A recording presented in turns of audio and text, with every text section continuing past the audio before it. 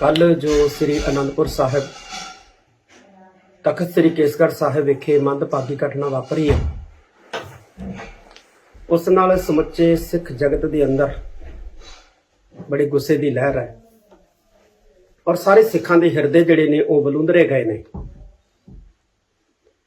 और मैनू जिहड़ी जानकारी मिली है उसके मुताबिक जिस भी घटिया किस्म के इंसान ने यह काम किया है, जिहड़ा फड़िया होया है, पुलिस कस्टडी दे विच है, उहदियां तारां जिहड़ियां ने सीधे तौर दे उत्ते सौदे साध नाल जुड़दियां ने। सौदे साध दी 7 मैंबरी कमेटी दा मैंबर जिहड़ा इहदा बाप है और इहदा विआह भी जिहड़ा है सौदे साध दे डेरे च होया ते इह आप भी सौदे साध दा बहुत वड्डा जिहड़ा है वो चेला है। और जदों ये 9 बजे अपने घरों निकलिया ते लगातार ही इहदा जिहड़ा राबता सी फोन दे उत्ते वो इहदी घरवाली नाल सी। पुलिस ने इसनूं फड़िया। असीं इहो चाहुंदे हां कि सरकार जिहड़ी है वो दस्से कि इहदे पिछे किहड़ियां ताकतां काम करदियां ने। जे इस इंसान दे पिछे सौदा साध है, इस घटना नूं अंजाम देण वाला जां सौदा साध दा सैक्ट है, ते फिर उहदे भी पिछे किहड़ियां वड्डियां ताकतां ने जिहड़ियां सिखां नूं जिहड़ा है परेशान करना चाहुंदियां ने, सिखां दा अपमान करना चाहुंदियां ने, सिखां दे हिरदे बलूंदरना चाहुंदियां ने। इहदी घरवाली ते भी कार्रवाई जिहड़ी है होनी चाहीदी है और इहदे ते भी जिहड़ी है वो कार्रवाई होनी चाहीदी है। ते मैं अमरीका दीयां भी सिख संगतां नूं अपील करूंगा कि इत्थे इहदा बाप जिहड़ा इहनूं पैसे भेजदा है उहदा खुरा खोज जिहड़ा वो कढिया जावे। असीं भी सहायता करांगे, पता करवावांगे कि कौन है इहदा अमरीका दे विच बैठा बाप जिहड़ा इहनूं पैसे भेजदा है, इहो जिहियां घटिया कार्रवाईयां करवाउण दे लई उकसाउंदा है। ते इहदे लई सौदे साध दे उत्ते भी जिहड़ा वो मामला दर्ज होना चाहिदा है ते जिहड़ी उन्हां दी प्रबंधक कमेटी है सौदे साध दे डेरे दा प्रबंध चलाउण वाली उहदे ते भी कानूनी कार्रवाई होनी चाहिदी है। क्योंकि पता इस घटना तो इहो ही लग रहा है कि अजे भी ये लोग जिहड़े ने गुरु ग्रंथ साहिब जी दी बेअदबी करन वास्ते अपने चेलियां नूं उकसा रहे ने। ते मैं सरकार नूं भी ये कहना चाहुंदा कि जे किसी सिरफिरे घटिया कर्म करन वाले बेअदबी करन वाले दा मौके दे उत्ते किसी सिख ने या संगतां ने इकट्ठियां होके कोई नुकसान करता, जानी या माली या कोई भी होर किसी किस्म का नुकसान कर दिता, ते ओहदा जिम्मेवार जिहड़ा है वो खुद होएगा ते सरकार होएगी, ना कि सिख संगत नूं असीं जिहड़ा दोषी मन्नांगे, ना किसी सिख नूं असीं दोषी मन्नण देवांगे। ते सरकार दा फर्ज बनदा है कि इहदे पिछे जिहड़ियां ताकतां साजिशां काम करदियां ने उहनूं बेनकाब करन। ये सिखां दे हिरदे बलूंदरे जा रहे ने, सिखां दे मानसिक जिहड़ी पद्धति है उहनूं सट मारन दा वड्डा यतन हो रहा है, सिखां नूं विचलित करन दे यतन हो रहे ने। ये किसी कीमत दे उत्ते सिख कौम जिहड़ी है वो बर्दाश्त नहीं करूगी।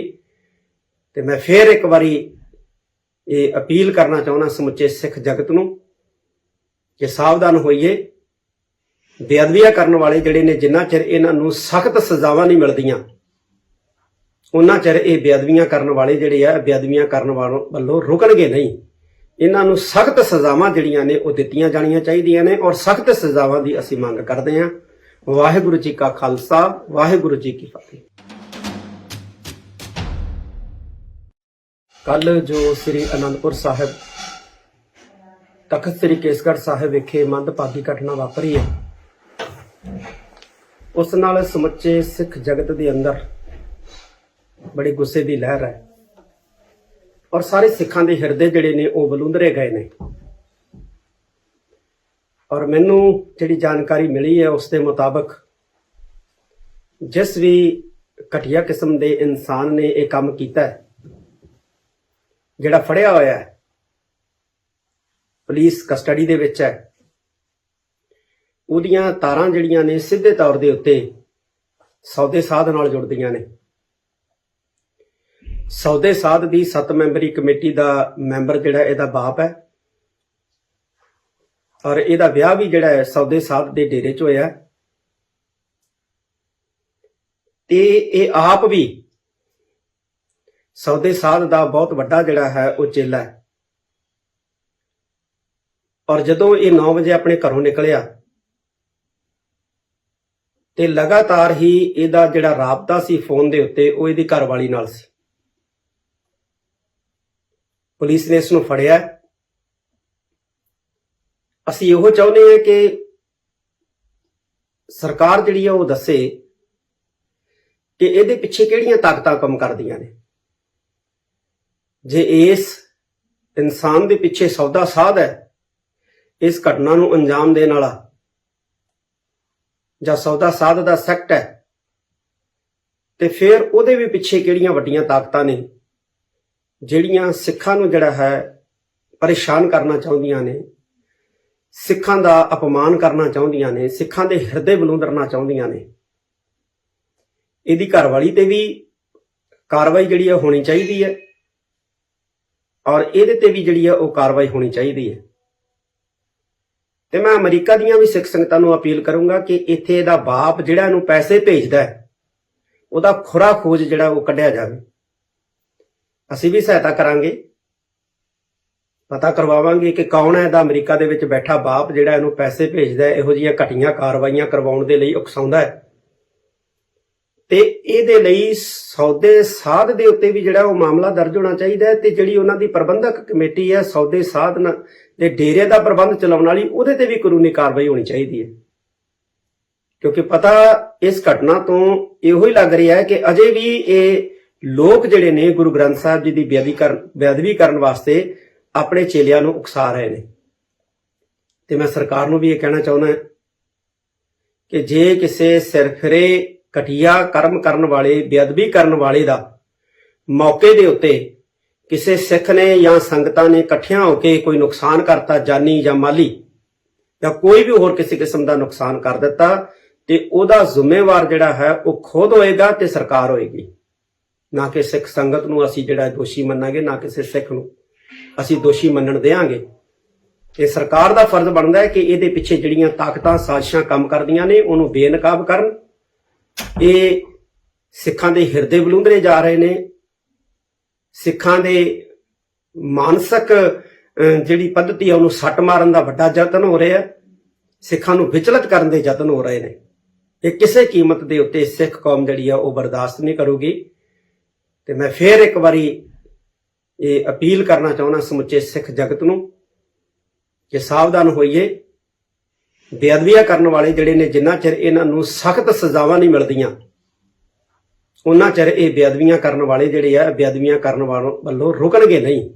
ਇਹਨਾਂ ਨੂੰ ਸਖਤ ਸਜ਼ਾਵਾਂ ਜਿਹੜੀਆਂ ਨੇ ਉਹ ਦਿੱਤੀਆਂ ਜਾਣੀਆਂ ਚਾਹੀਦੀਆਂ ਨੇ ਔਰ ਸਖਤ ਸਜ਼ਾਵਾਂ ਦੀ ਅਸੀਂ ਮੰਗ ਕਰਦੇ ਹਾਂ।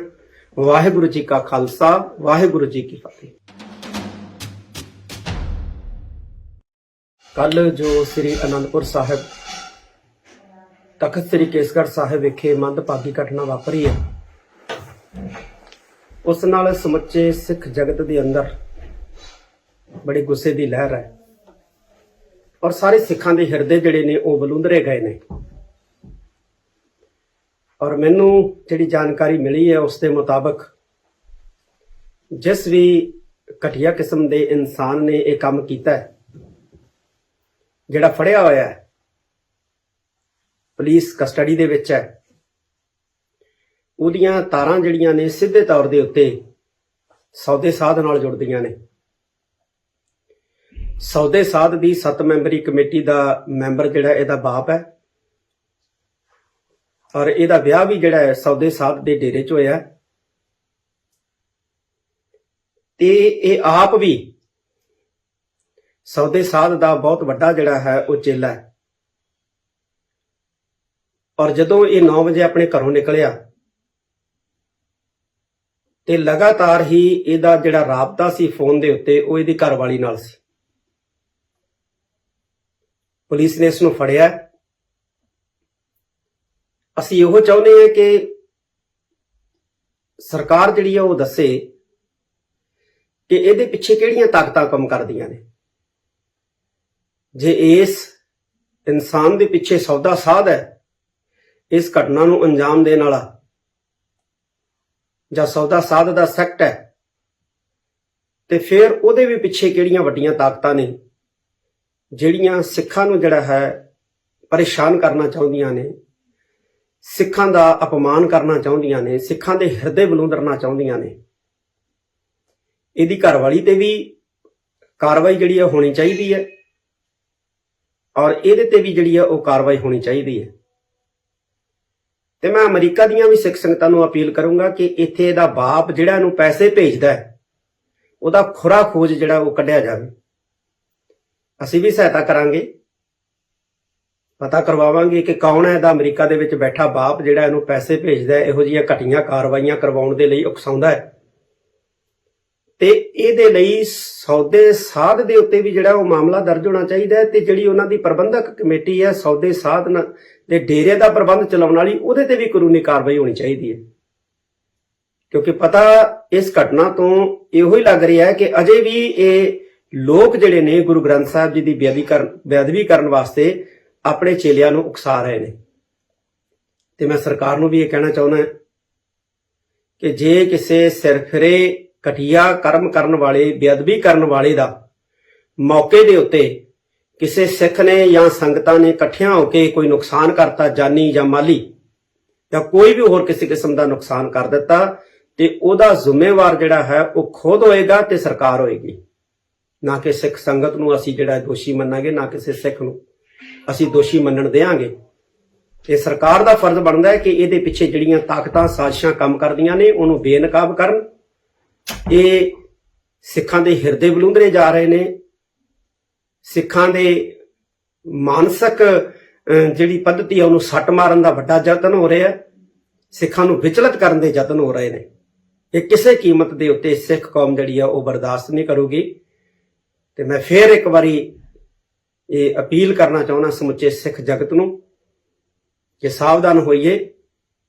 ਬੇਅਦਬੀਆਂ ਕਰਨ ਵਾਲੇ ਜਿਹੜੇ ਨੇ, ਜਿੰਨਾ ਚਿਰ ਇਹਨਾਂ ਨੂੰ ਸਖਤ ਸਜ਼ਾਵਾਂ ਨਹੀਂ ਮਿਲਦੀਆਂ, ਉਹਨਾਂ ਚਿਰ ਇਹ ਬੇਅਦਬੀਆਂ ਕਰਨ ਵਾਲੇ ਜਿਹੜੇ ਆ ਬੇਅਦਬੀਆਂ ਕਰਨ ਵੱਲੋਂ ਰੁਕਣਗੇ ਨਹੀਂ। ਇਹਨਾਂ ਨੂੰ ਸਖਤ ਸਜ਼ਾਵਾਂ ਜਿਹੜੀਆਂ ਨੇ ਉਹ ਦਿੱਤੀਆਂ ਜਾਣੀਆਂ ਚਾਹੀਦੀਆਂ ਨੇ, ਔਰ ਸਖਤ ਸਜ਼ਾਵਾਂ ਦੀ ਅਸੀਂ ਮੰਗ ਕਰਦੇ ਹਾਂ। ਵਾਹਿਗੁਰੂ ਜੀ ਕਾ ਖਾਲਸਾ, ਵਾਹਿਗੁਰੂ ਜੀ ਕੀ ਫਤਿਹ। ਕੱਲ ਜੋ ਸ੍ਰੀ ਅਨੰਦਪੁਰ ਸਾਹਿਬ ਤਖਤ ਸ੍ਰੀ ਕੇਸਗੜ੍ਹ ਸਾਹਿਬ ਵਿਖੇ ਮੰਦਭਾਗੀ ਘਟਨਾ ਵਾਪਰੀ ਹੈ, ਉਸ ਨਾਲ ਸਮੁੱਚੇ ਸਿੱਖ ਜਗਤ ਦੇ ਅੰਦਰ ਬੜੇ ਗੁੱਸੇ ਦੀ ਲਹਿਰ ਹੈ, ਔਰ ਸਾਰੇ ਸਿੱਖਾਂ ਦੇ ਹਿਰਦੇ ਜਿਹੜੇ ਨੇ ਉਹ ਬਲੂੰਦਰੇ ਗਏ ਨੇ।